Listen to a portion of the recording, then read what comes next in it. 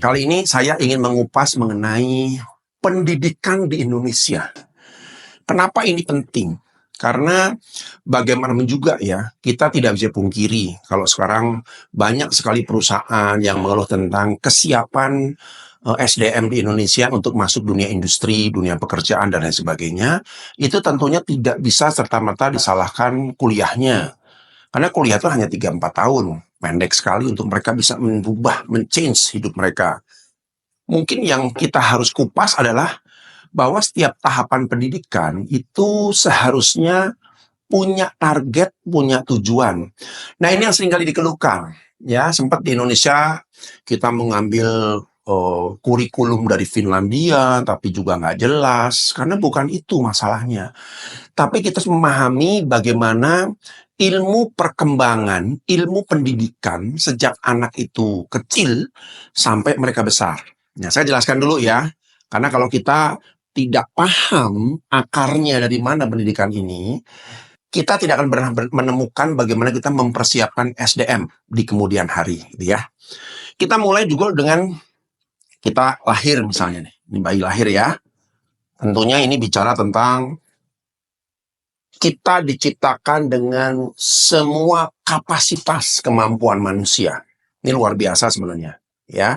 Kadang-kadang kita melihat bayi itu just bayi, tapi kadang-kadang kita melihat bayi itu sebagai miracle, keajaiban biologis di alam semesta, di mana ketika seorang anak lahir, itu mereka sudah dilengkapi dengan, kalau misalnya komputer itu Pentium-nya nggak jelas tuh, Pentium berapa, RAM-nya berapa, luar biasa sekali. Ya, nah tugas lingkungan, entah orang tua, entah pendidikan lah yang penting untuk mempersiapkan anak itu siap untuk masa depan mereka. Nah ya, 5 tahun pertama, ya, 5 tahun tersebut sebagai golden age. Wah, hati-hati di sini, ya. Seringkali kita menganggap kalau anak kecil, ya udahlah masuk PAUD aja dekat rumah, tapi tidak berpikir tentang kualitas. Kenapa? Di sini adalah waktu di mana anak seperti spon, menyerap semua informasi. Nah, masalahnya, apakah itu benar atau itu salah, entah itu perilaku orang tua yang maksud tujuannya benar tapi ditangkap salah, itu semua direkam di sini. Nah, ini yang jadi masalah. Saya banyak sekali menemukan ya, hal-hal ketika konseling, ternyata problem-problem mereka itu dimunculkan, dihasilkan oleh sesuatu yang jauh ketika mereka masih kecil. Ya, ini hati-hati, Pak. Ya, disebut golden. Nah, ketika mereka masuk usia 6 tahun, kan biasanya PAUD. Ya, ini PAUD nggak sembarangan. Banyak PAUD-PAUD sekarang lebih mementingkan pada memaksakan anak bisa segala sesuatu. Matematik, baca, tulis, calistung harus bisa dulu. Menurut saya hati-hati. Karena sebenarnya masa PAUD, di masa masih dekat dengan 5 tahun pertama, itu anak sedang mengembangkan otak kanannya. Ya, otak kiri dan otak kanannya balancing. Tapi kalau kita tiba-tiba paksakan nulis, kalau nggak bisa nulis, malu sama temennya, malu sama si ibu A, dan lain sebagainya. Sehingga otak kanannya menjadi slow down. Ya, tidak terlatih, tidak terasah. Tapi otak kiri kritisnya yang terlatih. Nah, ini ada efeknya ya. Kalau di sini misalnya otak kiri, ini otak kanan, otak kiri ini lebih bicara pada hal-hal yang logis, kritis, dan lain sebagainya. Ini kalau tidak dipersiapkan dengan baik, ujung-ujungnya bisa jadi orang yang sangat negatif. Salah satunya ya. Terus orangnya juga kritis, tapi kritis yang sangat ekstrim, menyalahkan diri sendiri, menyalahkan orang lain, menyalahkan lingkungan, ya. Atau orangnya mudah mengeluh, karena kalau kita bicara critical thinking, seakan-akan semua sudah punya batasan. Oh, kalau saya di sini berarti nggak bagus, tapi saya nggak bisa di sini karena saya harus di sini. Itu masalah kalau otak kirinya kita bangun tanpa menyimbangkan dengan otak kanan. Nah, beda dengan otak kanan. Otak kanan itu bicara tentang kreativitas. Ya, orang atau anak di situ dilatih untuk keluar dari norma-norma yang ada, belajar melihat dunia yang lebih luas. keluar dari cara berpikir yang stagnan, melihat sesuatu yang baru. Sehingga kalau dua ini menjadi balancing, kita akan menemukan anak-anak kita itu bergeraknya simultan sebagai orang yang matang secara kemampuan, gitu ya. Nah, setelah di sini PAUD, lalu kan anak masuk SD sampai usia mungkin 9 tahun ya. 12 tahun, 11 tahun ya. Nah, di sini SD. SD ini tidak kalah penting, Pak. Ya, seringkali orang meremehkan, pelajaran SD simple. Betul. Atau kita kalau nyindir kan sering begitu ya, kamu udah usia gini, pelajaran SD aja nggak ngerti. Padahal hati-hati. SD itu adalah tempat di mana kita mulai melakukan yang namanya induksi. Induksi itu menanamkan ilmu-ilmu. Harusnya balancing ya, ilmu secara teoritis, tapi juga ilmu secara tata etika, cara berpikir, cara berelasi dengan orang, etika, beradab, menghadapi orang lain, dan lain sebagainya. Tapi kenyataan di sini, saya nggak tahu ya, seringkali banyak SD-SD yang lemah di sini. Sehingga orang hanya disibukkan dengan ilmu-ilmu yang tidak memiliki gagasan, konsep untuk mendewasakan manusianya, tapi hanya mendewasakan setengah manusia, yaitu prinsip-prinsip keilmuan saja. Ya, nah setelah itu mereka masuk ke jenjang SMP. Nah SMP lebih rumit lagi nih, 3 tahun di SMP. Ya, kenapa? Karena ketika seseorang masuk SMP, orang itu mulai terpapar dengan yang namanya siklus emosional, ya, hormonnya sudah mulai meningkat, sehingga di situ belajar itu mulai kacau. Beda kayak SD kayak masih clear ya, kita bermain, punya berteman, tapi SMP sudah mulai ngelihat ada persaingan dengan lawan jenis, persaingan dengan temen. Wah, dia senang sama si A, wah ini berarti musuh gua nih, ini saingan gua nih. Mulai di situ gejolak, ya. Nah, SMP ini perlu ada konsep khusus. Karena bayangkan ya, orang belajar 3 tahun dalam kondisi gejolak emosi akibat hormon itu bergejolak. Kalau guru tidak turun tangan sebagai seorang pembimbing yang mengarahkan, yang membantu secara psikologis, ini bahaya sekali. Makanya jangan kaget ya. 80% geng motor itu selalu dimulai dari usia SMP. Kalau kita lihat ya, banyak sekali kan temuan-temuan.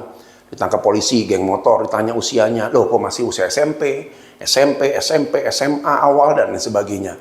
Karena jujur mereka menghadapi situasi konflik antara dunia pikiran dengan dunia emosi. Ya, orang tuh harus paham. Guru-guru juga harus paham di situ. Guru BP perannya besar sekali. Mengamati, mengobservasi ada apa, kenapa murung, kenapa kamu kok kelihatannya ada bully dari teman kamu, kegiatan pulang sekolah kemana, itu harus tertata dengan baik. Kombinasi antara guru dan orang tua. Dan orang tua juga jangan merasa bahwa kalau ada teguran dari sekolah lalu tersinggung, nanti melaporkan. Ini dunia pendidikan kita sudah kacau. Yang satu merasa punya uang sehingga anak saya pokoknya harus dipintarkan. Tapi jangan dimarahin, jangan diomelin, jangan diteken, jangan dipaksa. Lagi mana? Nggak bisa perilaku seperti itu, ya. Lalu mulai masuk jenjang SMA 3 tahun. Nah, SMA ini juga sama. Kita agak kehilangan arah karena sebenarnya SMA itu kan sudah sekolah menengah atas, sekolah menengah kejuruan. Namanya juga kalau SMA kejuruan. Kejuruan itu artinya sudah mulai seharusnya 3 tahun mempersiapkan orang melihat dunia kerja. Tanamkan pada mereka bahwa ketika mereka sudah berusia matang menurut hukum di Indonesia 17-18 tahun, mereka harus jadi orang yang dewasa. Dewasa mengatur dirinya sendiri, dewasa untuk tidak terus tergantung pada orang tua.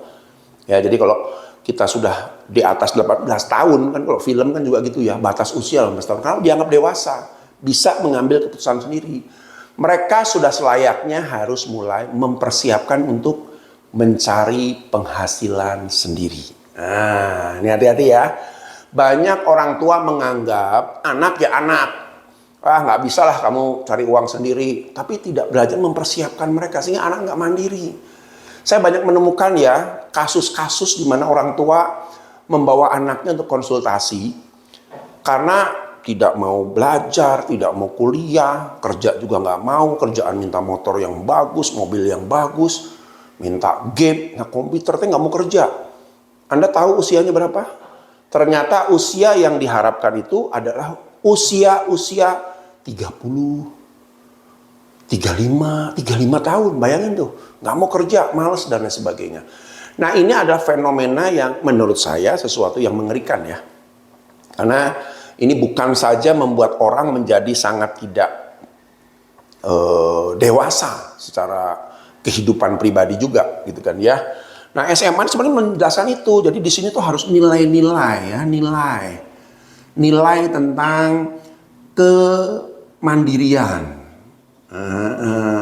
nilai tentang kemandirian, nilai tentang tanggung jawab bahwa mereka sebagai manusia dewasa harus tanggung jawab dong.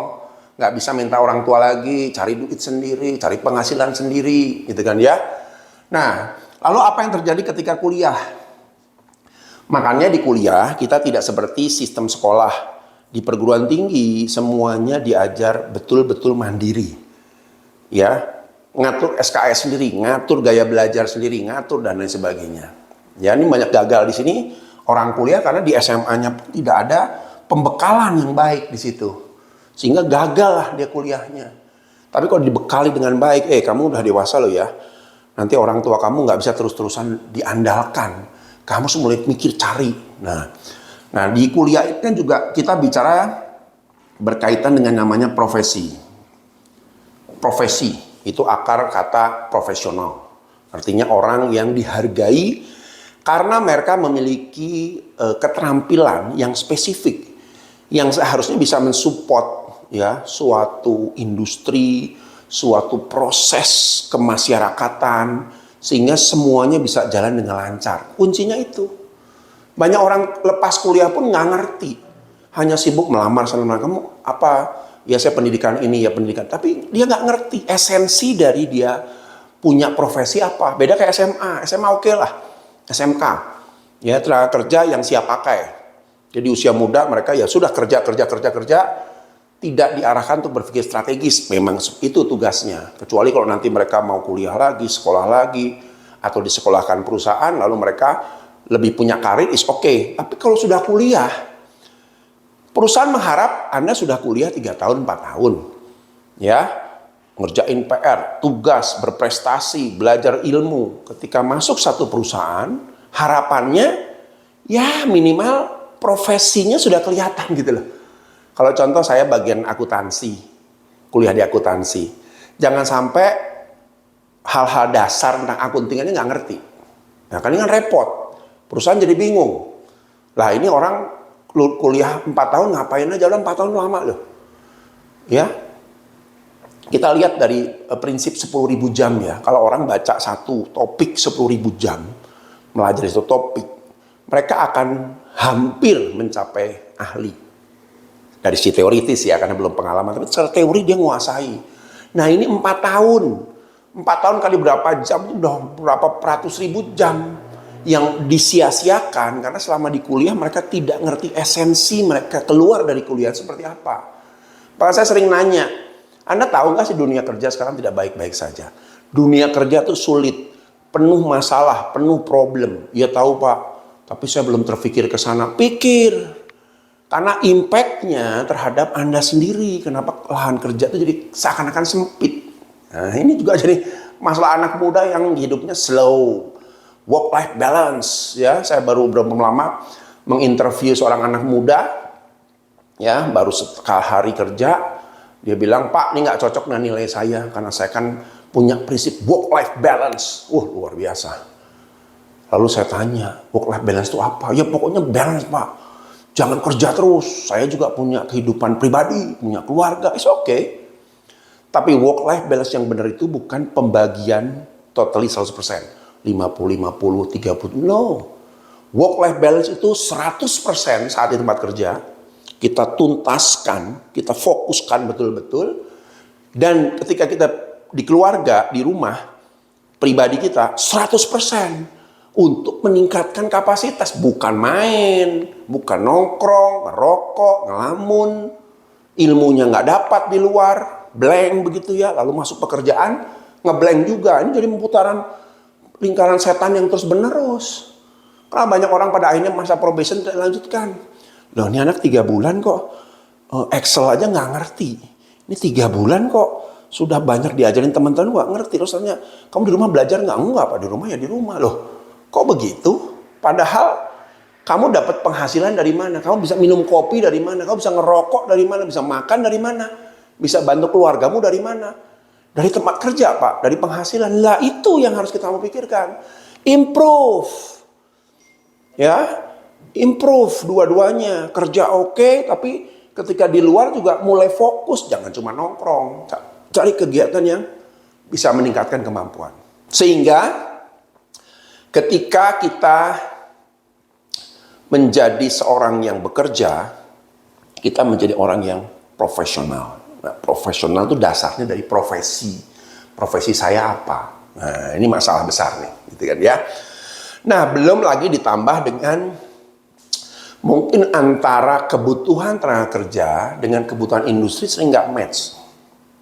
Ya, karena jujur saja di Indonesia ini jurusan-jurusan yang sifatnya sosial itu banyak sekali. Dan terus dibuka, saya aneh juga tuh ya. Harusnya jurusan sosial itu dibatasi. Karena kalau kita masuk ke area industri, negara industri, yang kita mau betul-betul bangun industri, orang-orang teknik yang diperlukan, pemikir-pemikir yang logis, teknis, itu beda ya. Kalau orang teknik itu kan semuanya eksak. 1 tambah 1, 2, 2 tambah 2, 4. Semuanya eksak. Tapi kalau di sosial, beda lagi. 1 tambah 1, ya terserah. Terserah atasan, terserah teman, terserah perusahaan, terserah dirinya. Nah ini jadi masalah.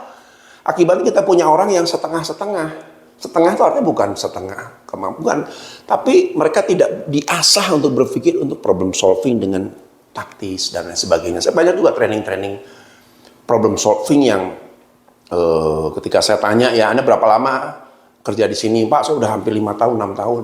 Oke ya, kita belajar problem solving. Bahkan dasar-dasar mencari masalah aja, banyak hal orang baru ngerti. Oh gitu tuh Pak, cari masalah. Loh selama ini gimana? Ya, kita cari masalah sih pokoknya kalau ada komplain ya itu dianggap masalah. Duh, kalau ada komplain dianggap masalah berarti kita gaya pemadam kebakaran dong. Iya betul Pak, memang begitu selama ini. Kalau nggak ada komplain ya kita anggap semua fine. Loh, kita harus mitigasi resiko dulu dong, cek dulu. Ini bisa jadi potensi masalah nggak suatu hari. Nah ini aja menjadi dasar-dasar yang kalau saya lihat ya lemah di kita nih. Lalu saya rujuk apa ya? Nah, lihat cara pikir-pikir teknisnya agak kurang.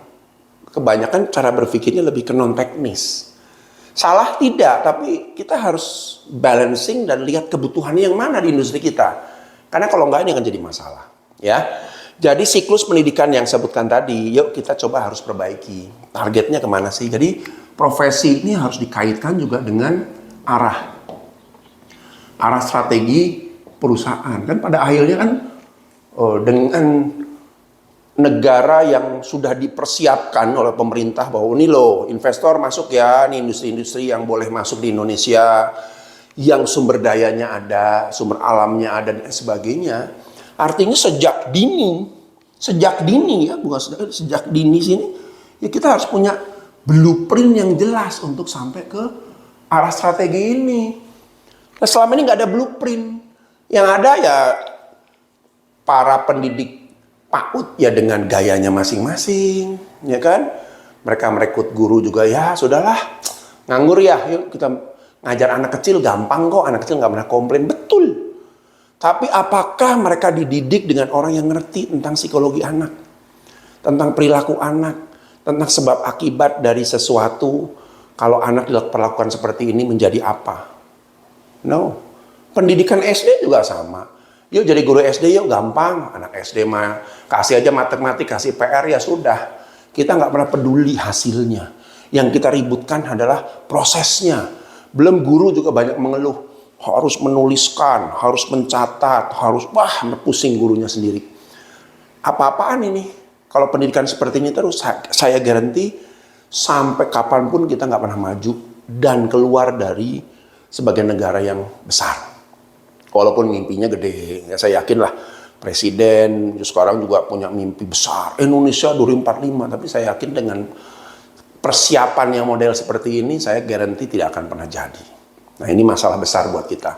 Atau bisa juga contoh, korupsi lah, taruhlah salah satu ya, yang kita lagi gembar-gemborkan korupsi. Tapi coba lihat, tidak ada pelajaran yang menjelaskan korupsi dari sini sampai sini. Kita lihat Jepang. Jepang itu sejak di rumah, budaya malu, budaya untuk nggak enak hati, budaya untuk tidak boleh melanggar privasi orang tuh tinggi sekali. Sejak kecil. Sehingga ketika mereka beranjak setiap di tahapan pendidikan juga sama, mereka diajar di SD untuk hati-hati jangan mencuri, jangan korupsi. SMP, SMA, perguruan tinggi apalagi ya dengan sistem-sistem yang ketat dan gurunya juga mengajarkan tentang apa itu arti integriti, kejujuran dan sebagainya, itu diajarkan terus.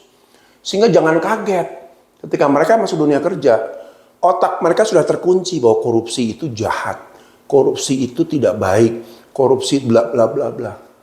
Sehingga mereka siap. Tapi sekarang anak SD kadang-kadang dibantu orang tua. SMP kadang-kadang sudah banyak joki-joki.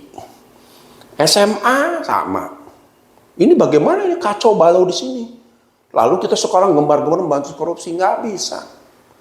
Ini kita butuh generasi panjang lagi nih ya untuk menyelesaikan masalah korupsi, karena korupsi itu harus diselesaikan dari akar masalah yang terdalam, yaitu values tentang hidup. Nah ini masalahnya itu. Juga pelajaran agama yang mungkin setengah hati lah ya. Sekarang ini kalau saya lihat kan pelajaran agama hanya ya sudah sambilan lah. Daripada nggak ada, kasih sedikit lah pelajaran moral. Ya.